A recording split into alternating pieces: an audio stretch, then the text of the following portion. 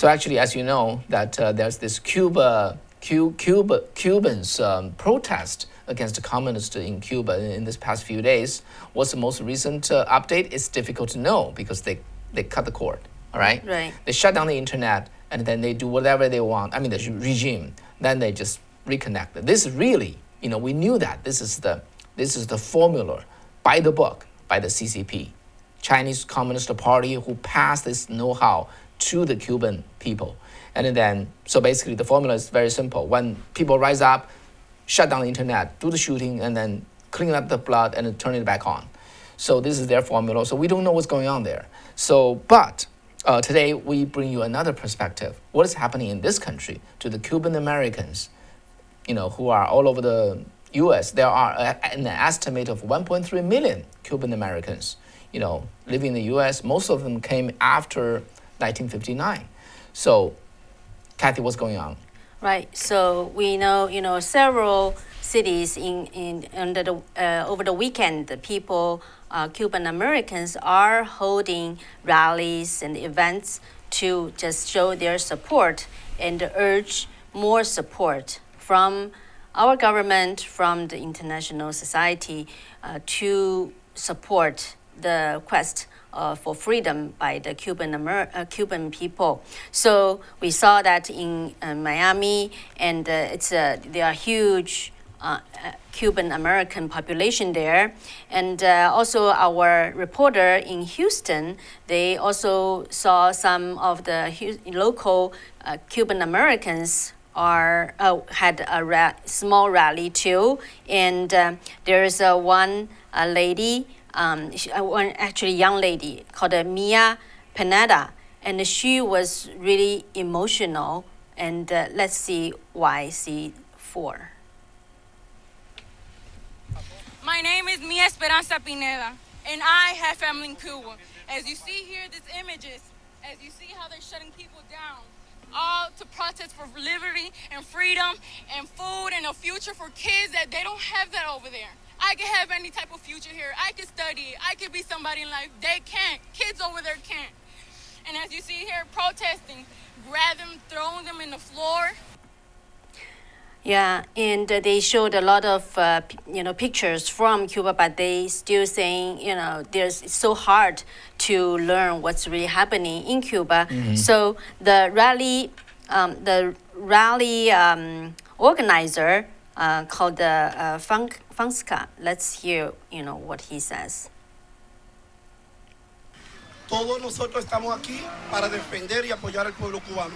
All of us are here because we're here to fight for Cuba and the freedom of Cuba. Pidiéndole al presidente Joe Biden una intervención militar para que defienda al pueblo cubano. We're asking for Joe Biden to intervene with a military intervention. Yeah, so those Cuban Americans are really, they feel devastated. And actually in San Francisco, I spotted also some kind of activity. It's very special when I found out is that it's basically a family, a Cuban American family. They did on their own, just to show their support. And it's like 3 generations. The mom, Rebecca, actually immigrated from Cuba, brought actually by her parents when he was very young, who's a short woman standing there, and that's her. That's the mom. Okay. That's the mom. Yeah. And then the son, who was on the higher ground, waving the flag, both American flag and the Cuban flag. He's the son, Mike, and that's Rebecca's stepdaughter. So she joined later, and there's a little young man, see in the behind. That's Mike's son. So basically, it's a family activity, mm-hmm. but they just stood there for hours. So I just talked to Mike and Rebecca, asking them why they are here. So let's listen from Mike first. My name's Mike, and I'm here for freedom for the Cuban people and nothing less. When I saw you, only you, your mom, your son, 3 people. Now you have more people join you. So why do you do this? to bring awareness, because not a lot of people know what goes on in these communist countries. They oppress the people and they tell the media and other people other things, but the people who are there firsthand know. And since I have family in Cuba who can tell me what's going on, I get almost a firsthand look. Do you think the most thing people here don't know about Cuba's situation right now? How tyrannical it is and how tyrannical the government is and how they have no food and they're not even allowed to work for beans and rice and all the stores are empty. Basically, what I'm trying to say is we had a 62-year communist and it doesn't work.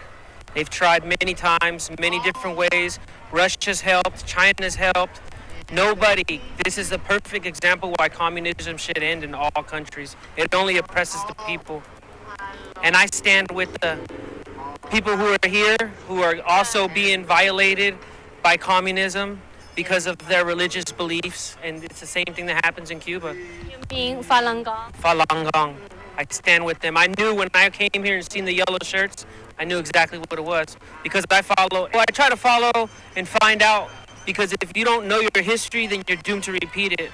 And what's going on right now in California and the Bay Area and pretty much the United States is they're leaning towards this socialist regime, and they're calling it socialism. But I must warn you, when Castro came, he called it socialist, and he says everybody will have free medicine, everybody will have free medical. Well, you know what? It's not working out. You know, it's about time that the United States goes in and does something for the Cuban people. If not, there's going to be another 60 years of the same stuff. And the people are tired. And the government over there in Cuba is trying to say, oh, we'll change this and we'll change that. But you know what? The people are tired. We don't want more rice. We don't want to be able to send money. We want our freedom. The Cuban people deserve their freedom. And if you don't stand with the Cuban people for their freedom, it'll be a matter of time before somebody's stomping on your neck. And there's going to be nobody to help you. So all these people need to unite, come together, and free Cuba and really get involved. Even if it's just you with a T-shirt and a flag or whatever. This red, white, and blue signifies freedom, and that's what the Cuban people want. And that's what we deserve.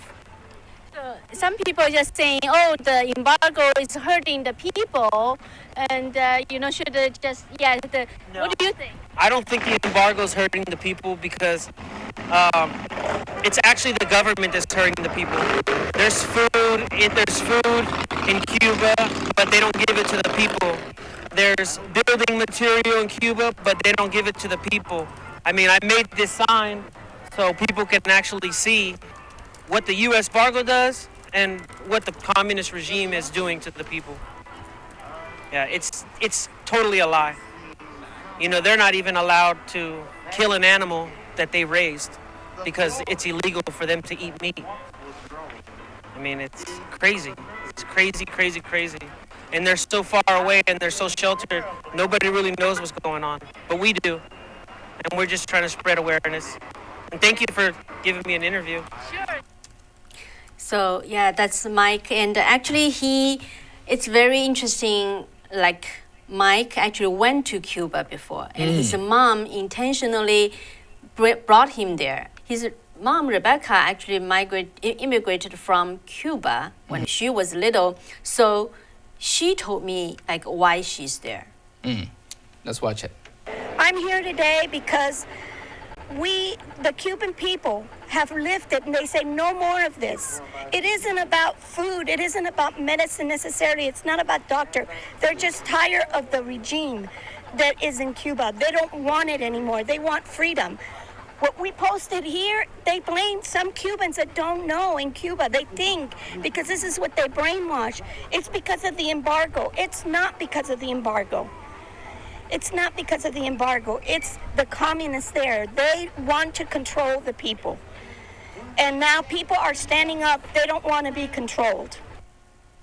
Yeah, so, talking about when and why she brought Michael to Cuba and what happened afterwards. Let's listen. Visiting Cuba, the first week I stayed in the hotels that they have, and it's like when you go to Cuba to visit, they put you in this hotel and you don't get to leave the hotel because everything you need is in the hotel. So you don't actually get to go out and experience the people. But when I went to go visit my family, I seen that I was paying $120 a night, and my family couldn't even afford to have a washing machine. So I left the hotel and stayed with my family for the rest of the time I was in Cuba. And then when I left, the people are so poor, I left with empty bags, my shoes.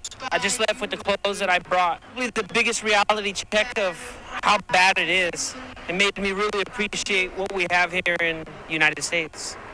The fact that, the veterans fought for us to come out here and say we don't like something. You're not even allowed to think how you want to think or say what you want to say because you're afraid of the government killing you or kidnapping your kids. It's eye-opening. It was a great experience from him. I mean, we stayed 7 days there in Cuba, and I wanted to bring him because I wanted him to see what it's like to live in a foreign country. A third world country that don't have what we have here. And when he came here, he was so grateful to be back to the United States. He literally kissed the ground when we entered the United States airport because it was like, I am thankful that I went because I was able to see and experience, but I'm glad that I live in this country. I'm glad that I pray and I thank every day my parents for bringing me here, especially when I know what's going on over there. Yeah. I don't know how you think about that. I just want to share my feeling. It's don't you think it's utter surprise, and also it's a completely non-surprise. Let me explain. So for someone who went to Cuba as a tourist, come back and then kneel down and kiss the ground of America, and you think, why did he do that? But for a Chinese American, who went through, living in China, come to the U.S., I literally feel so natural doing the same thing. Kneel down and kiss the ground. This is the land of free. And only someone who lived through countries like Cuba or North Korea or People's Republic of China have the appreciation for that. And so how's the families of Rebecca in Cuba right now? How's their situation? Actually, her families are very afraid. And mostly people who are able to step out are the young people. But a lot of them are very scared because the police, the CCP, not CCP, the communist government over in Cuba, they actually check on the pictures which was posted on internet. And then they send plainclothes police to the families to arrest those people. Come to get you, yeah. Right. So, but Rebecca was just saying, she wants freedom for her family and the other Cuban. And so actually, I asked intentionally, I just being curious, ask Mike why, with just basically his family members, they still come out to show their support. So let's take a lesson, C14. The reason why I'm here is because I couldn't sit at home on my butt and do nothing. And I'm trying to set an example for my kids. So, if there's something that's happening, somebody's neck is being pounded, and stand up for freedom. And that's the way it's supposed to be. So that's why I'm here. Even I came by myself and still be here, And so remember, Mike previously said he was holding the American flag, saying that this, stands for freedom. And remember, in last show on Friday, we showed the interviews by the campus reform, asking some young college students about whether this American flag represents freedom, and they are replying saying no. And it's actually, they say, America is not as good. So I asked the same question to Mike, and then let's take a lesson. It's the brainwashed Marxism that's being taught to our kids. That's what it is. And we have now a whole generation of kids that don't know what freedom is because everything is handed to them. Amen, brother. Amen. You know, it's about time that real men stand up and lead. That's why I brought my son. I lead by example, not by my talking. People that don't respect our American flag, they should spend a week in Cuba or a week in China to see what it's like. That it's not freedom. Socialism is not freedom. Yeah, it's just people don't believe what they see if they were to go to the Cuba and see what's the life there. I can imagine. It's just same as like Cultural Revolution, and China can have an economy of like today. It's because it just gave up a bulk of communism and they embraced the capitalism in certain contained area. That's how China can got its wealth today. Yeah, in but Cuba, it's just that's the original classic version of the communism. Right. Actually, one thing I did, I was just when I was chatting with Mike, we haven't got the camera on yet. One sentence he said to me, it was really kind of impressive, and he said that you only feel how precious it is until you lose it. Yeah. Well said.